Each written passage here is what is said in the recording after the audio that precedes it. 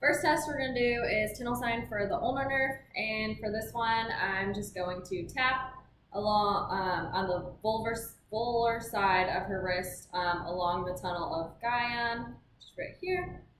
And if she has any tingling, paresthesia, or even pain that runs along where the ulnar nerve runs, so the pinky finger or the ulnar side of her ring finger, that could indicate that her ulnar nerve is compressed or she has ulnar nerve or ulnar tunnel syndrome.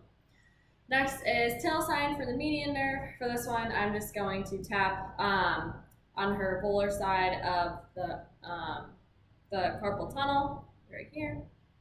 And if she has any tingling, pain, or paresthesia that runs to her thumb, index finger, middle finger, or radial side of her ring finger, that could indicate that she has carpal tunnel syndrome or that her median nerve is compressed in the carpal tunnel. Next is the wrist flexion and median nerve compartment test. And for this one, my patient's going to be sitting with her elbow fully extended, forearm supinated, and her wrist flexed to 60 degrees. And for this one, I'm just going to apply pressure over the median nerve at the carpal tunnel. And if this reproduces any of her symptoms along where the median nerve goes to within 30 seconds, that could indicate that she has carpal tunnel syndrome or that her median nerve is compressed. And so if she has any of those symptoms that go to the thumb, index finger, middle finger, or the lateral aspect of her ring finger, that would indicate those.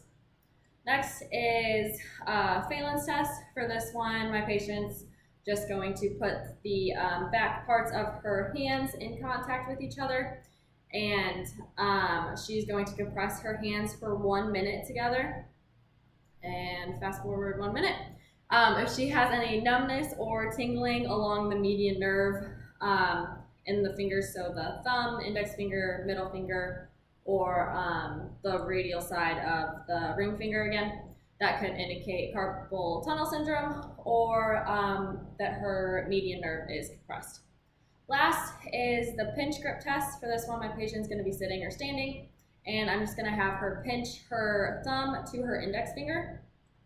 And if she's unable to touch her thumb to her index finger, that could indicate that the anterior interosseous nerve between the two heads of the pronator muscle is entrapped.